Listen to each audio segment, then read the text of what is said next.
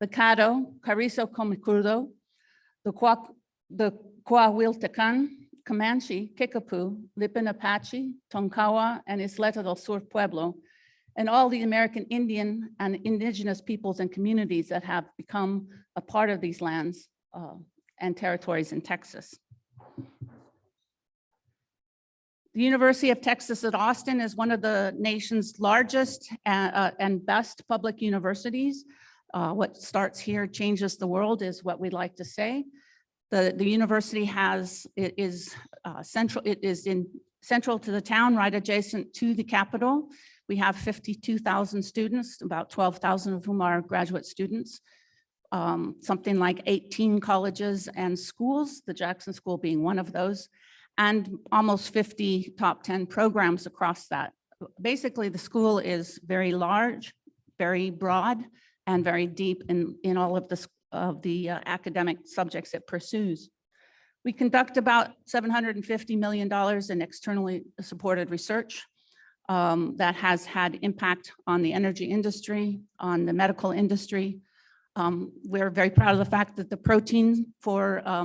protein images that were used to design the mRNA vaccine for COVID-19 were taken here at the university by one of our faculty members.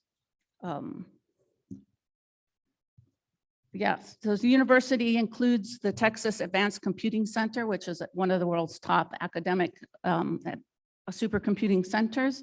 The Odin Institute, which is a virtual institute, including 125 faculty that reach across the school and across all of the schools to try to develop and utilize advanced computational techniques in the solution of major problems. The Cockrell School of Engineering is one of the top engineering schools in the country. The Jackson School of Geosciences is the top geoscience school in the country.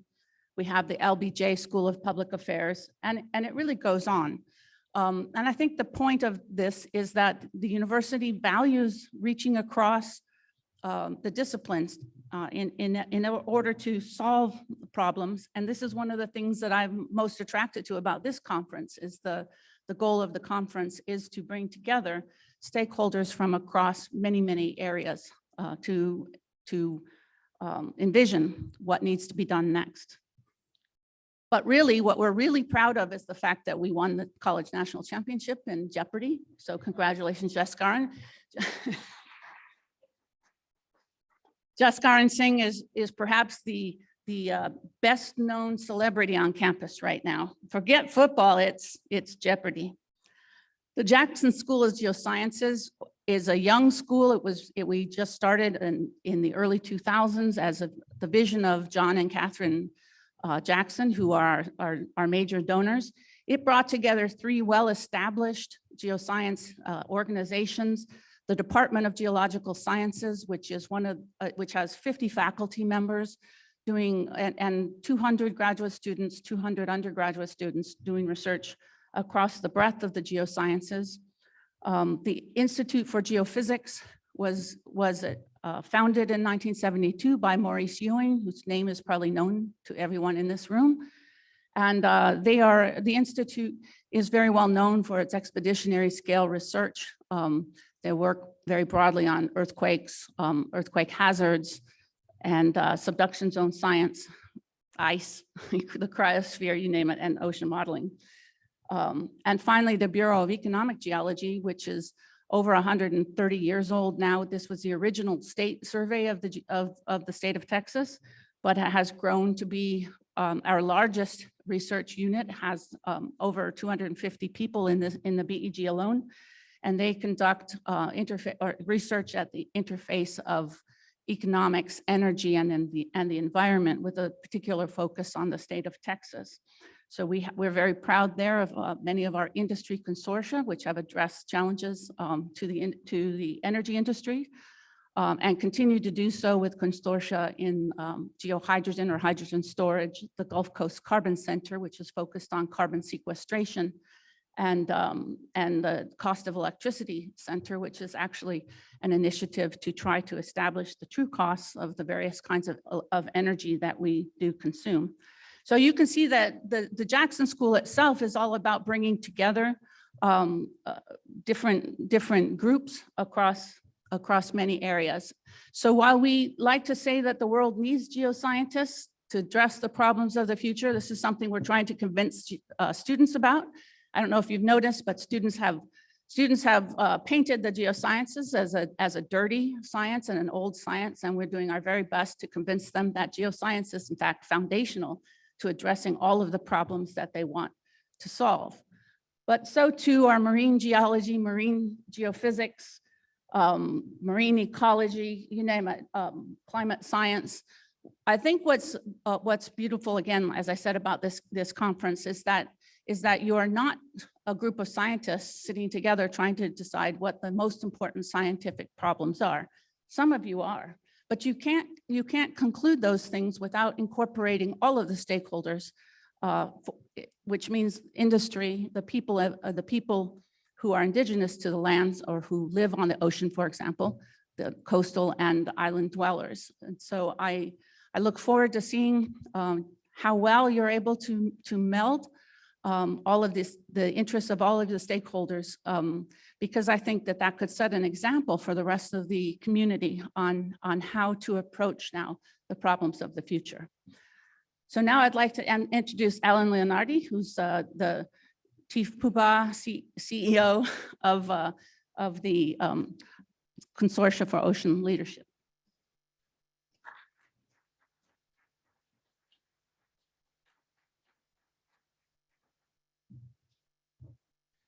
Thank you, Dean Mora, for not only your welcoming remarks and for honoring the land and the people who came before us, but also for your tremendous support of the forum here today.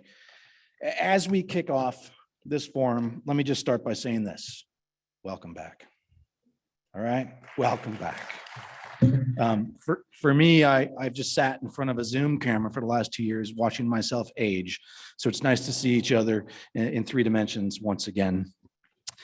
Despite these pandemic-related setbacks, I am really excited to be here and emceeing this event on behalf of NOAA, the Consortium for Ocean Leadership, and our many sponsors, and looking at really pushing ocean exploration forward once again in this UN Decade of Ocean Science for Sustainable Development endorsed activity. Yes, this is an endorsed activity of the UN Decade. As we look at what we're about to take and undertake over the next couple of days, I think Dean Morris said it well. We're in a place where we believe the change happens and starts here.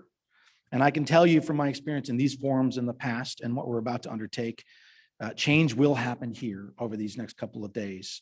The change that will eventually come from the exploration that we do, but definitely perhaps the change in the course of the direction of exploration over the next decade. And that's part of what we're here to do over the next few days. But before I get into that, I would like to say that this forum, the 2022 National Ocean Exploration Forum, is really focused on promoting partnerships and communicating among scientific researchers and other stakeholders. And we aim to develop a blueprint for the next 10 years of ocean exploration. This forum is built on many similar events in the past decade. The forum is a nonpartisan event where ideas are presented in an environment of mutual respect and sound science-based decision-making, consistent with our professional values and the meeting code of conduct. So in addition to fulfilling our scientific goals during the meeting, the forum also seeks to promote equity and inclusivity in the scientific community. In this, we must recognize the great value of diverse perspectives in completing this mission. And we are happy to gather here in Austin, a city recognized for its creative and entrepreneurial spirit, sometimes referred to as weird, and for empowering people to be true to themselves. So as we go through this forum, please reach out to those that you have not met before. Talk to them and ask them questions about what they're doing and what their hopes and dreams are for not just the next few days, but for all their days. This is what we're about. We are a community, and every time we have a forum like this, our community seems to expand, and we welcome all to join it. And so I hope we all will embrace that concept over the next few days. So in addition to welcoming all of you here in this room, I want us to issue a special welcome to those participating online. We must recognize, of course, that we are all tired of Zooming to meetings, but not all are able to join us in Austin this week. And I want to especially thank those of you tuning in remotely. Your contributions are important and will be included in the overall efforts.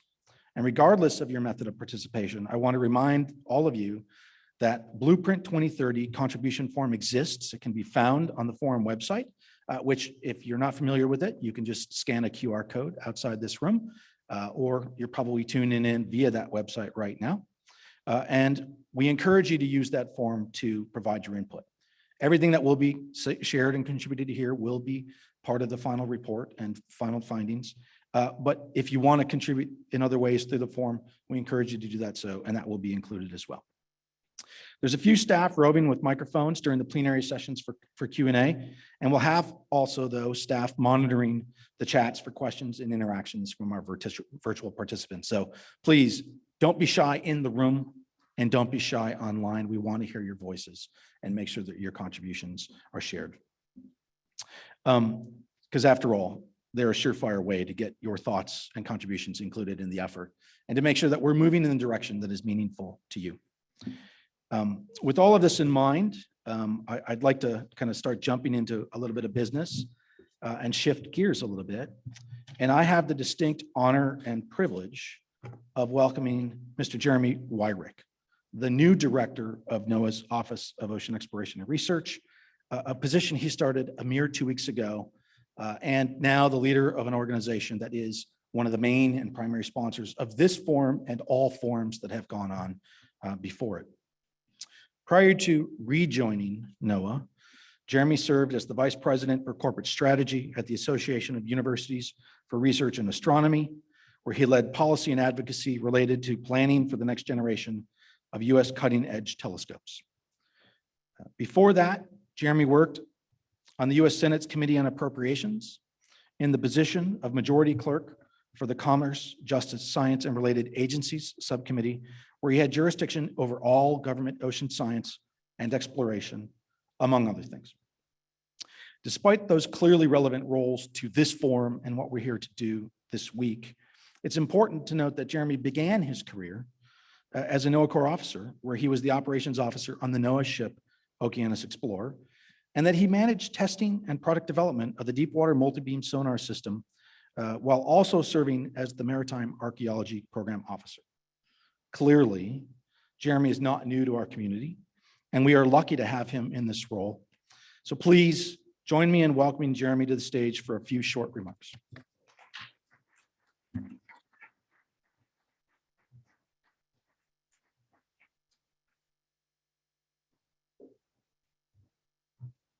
Well, I'll be very brief, and I appreciate Alan for welcoming me up here and providing some introductory remarks.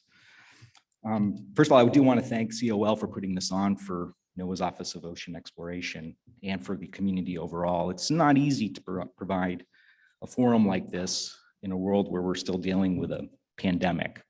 For some of us here live, this is our first meeting in person, and so it's nice to reconnect with friends. And I appreciate the patience for everybody who is participating virtually. I've had to remind people in DC, NOAA, OAR, that the ocean community are the ones who pioneered deep water telepresence. So we redefined working remotely. So the adaptability that we've had as a community, not only throughout the whole pandemic, but as we return to work, and then here at this forum, has been greatly appreciated.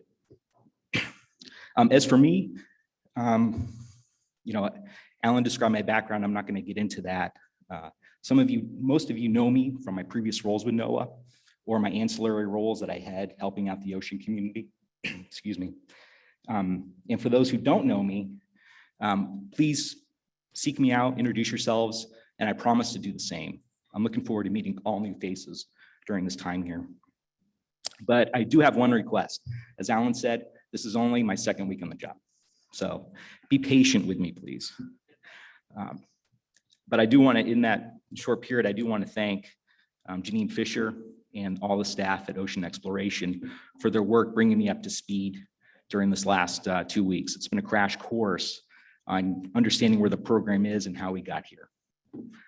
As for the program, I guess the best way I would describe it right now is that I'm going to borrow some seafaring parlance. The The program has been dead reckoning for a while, and it's time to drop a fix. What I mean by that is we have to kind of know where we are now before we know how to course correct or change direction. And that's for a ship or a program. And so what I'm looking forward to do right now is understand where we are, get your opinions, get your feedback. It's been almost a year without a director, and we have some new hires that have come on within that year and just before. And what I have seen is some enthusiastic, energetic, and talented staff members that OE has. So I'm really excited to work with that team, and I hope you are too. People have asked me what my vision is, what inspired me to come back to NOAA or to pursue this job. I'm not going to get into that right now. During this conference, I'm happy to talk to you individually, and maybe at the end in the summary session, I can provide some highlights on that. But I want to make it clear that my role here is just to listen. I'm in listening mode. And I've asked the staff at Ocean Exploration to do the same thing. I want to hear your opinions. I'll be taking notes. I want to hear your feedback. So with that, I just want to say thanks for welcoming me back, and I look forward to your participation. Thank you.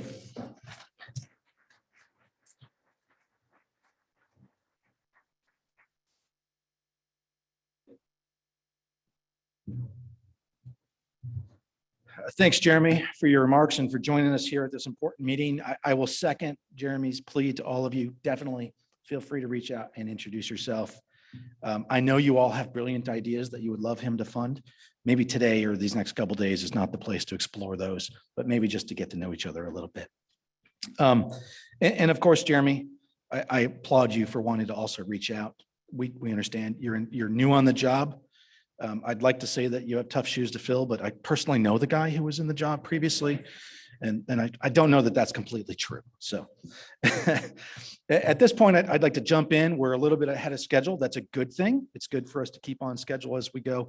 We're going to have some breaks along the way. But before we jump into this next session, I want to encourage you all to take a moment during the breaks to recognize where the exits are and where an egress point may need to be, should there need to be some reason to leave the building. Obviously, there will be staff around to direct people in the right direction, but please familiarize yourself with the way to get out should we need to do so quickly.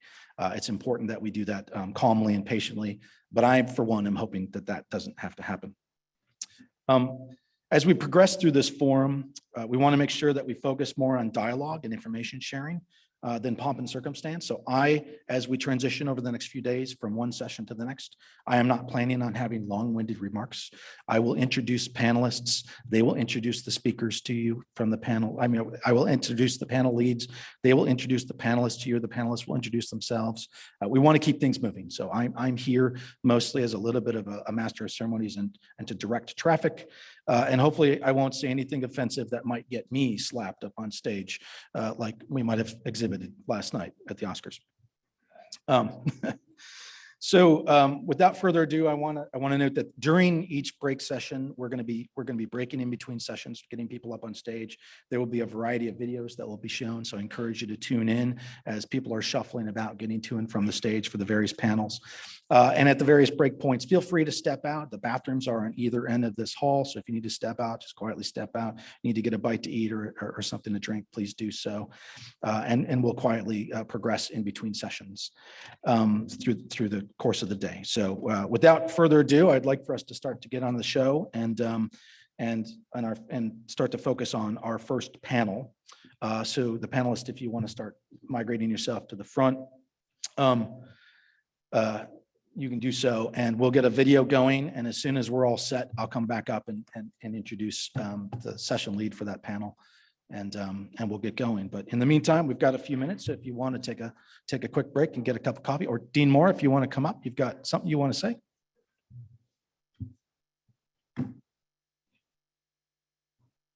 One of the most important things to do when you're talking with a mixed group of people is to try to find a common language. And so I want to make a little correction here of what Alan's been saying. You all, or y'all in Texas, is singular. When you want to refer to everyone, it's all y'all, okay? All y'all have a good time. Thank you, Dean Mora. As somebody who grew up in the Midwest, but has lived in Florida twice in his life for extended periods of time, I fully get that. I also understand that in parts of the country, a Coke is a Coke, and in some parts, a Coke is a soft drink. So however you might describe it, and however you might embrace each other, please be yourself, and we will endeavor to do the same. So thank you.